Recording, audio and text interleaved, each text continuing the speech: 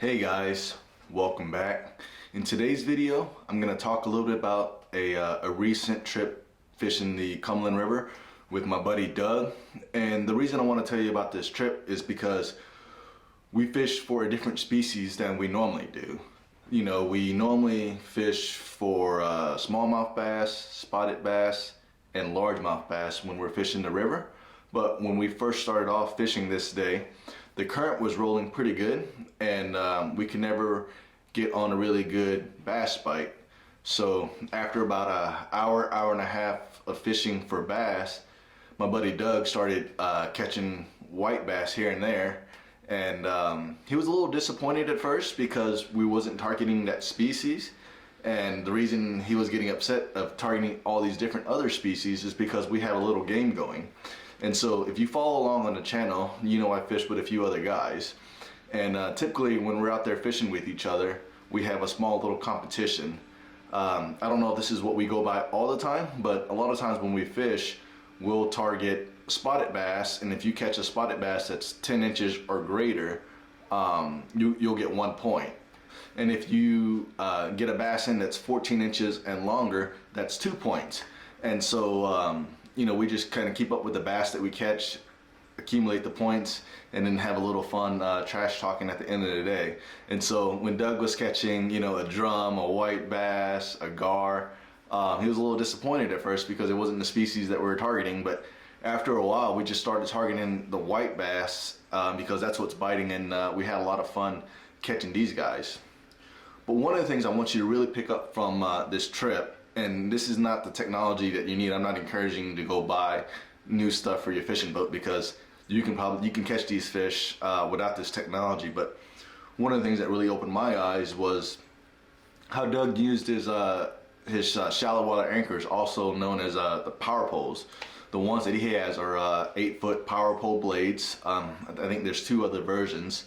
And I'll talk a little bit about the power poles in a future video. But what Doug did is leverage his power poles and put his butt against the bank and anchor down, because towards the bank was shallow. You know, a lot of times when we're fishing, we're sitting on the deeper side casting towards the bank, right? And so the deeper side, obviously you can't use his power poles if it's, you know, if the depth is 7 foot or greater. And so we noticed that the fish were more towards the river channel, but we wanted to position ourselves anchor down and fish towards those fish. Doug also has a Lowrance Ghost. I think that's what the brand their trolling motor has, with the spot lock feature. So we could have sat in that deeper spot, used his anchor lock, and stayed in a position and target those white bass. But the problem with that is when you're anchor locked, you can't point your forward-facing sonar towards that fish because the way the transducer is set up. And so if I'm rambling, I apologize. If you're not following along, I can give you some more information, but I'm assuming most folks know about forward-facing sonar and anchor lock. But just bear with me because I'm trying to give you some information about how we fish instead of just showing you fish catches all the time, right? And so, I mean, you've seen videos of me doing that, or there's other local guys that do that. And so I'm just trying to provide you all a little different content to kind of talk you through what we did for this day. And so, so what we did again is we backed up towards the bank, put power poles down, and target those fish with active target. And so we can kind of point his forward-facing sonar out to the fish, and we noticed that they were, you know,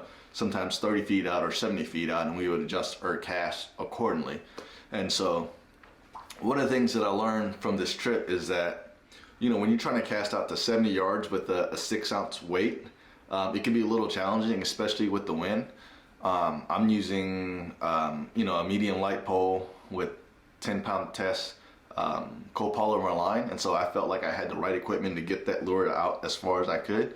But it was fun, you know, to see those fish, you know, 70 feet out, cast it out there, watch your bait drop. And the thing that I really learned is that, you know, it takes a while for that bait to drop, you know, 8 to 10 feet if you're using a 1/6 ounce lure. So you got to be patient and let that bait work down. And then one of the things I noticed also with the forward facing sonars, the more you jiggle, like sometimes you can easily overwork the bait. So as I'm jiggling up and down, I can really see, you know, if we're in 8 foot of water and I just jiggle up like this, you know, it would jump 2 or 3 feet, and so it's not very natural. And so one of the things that I'm gonna try to do next time I'm out there is not overwork the bait as much. Get it out there, let it drop to the appropriate water column, and then just slowly work the rod, because you know, any type of jerk movement with the lure that we were using, it just made that bait really go up and down high in that water column. And so I really feel like I'm rambling in this video, and again, I apologize. Don't have a whole lot of content video wise for this fishing trip, because as you can see, it rained on us and I had to put the camera away a few times. I generally try to keep my videos under 10 minutes. I'm not sure where this one will land, but if you want me to make videos and explain a little bit more details about what I'm doing, then let me know in the comments, you know, provide some feedback. Again, I'm trying to bring you different content instead of just having a camera behind me or on my chest and just fishing and showing those fish catches. I like showing fish catches, but I want to talk through what I'm doing and why we're doing it. And so if you're still watching, I appreciate you. If you're out there fishing, I hope you're catching them. The weather in Middle Tennessee is still not all that great. It's a rainy day here. I had some other plans, and I don't think they're gonna shake out. But I will talk to y'all later. See ya. Bye.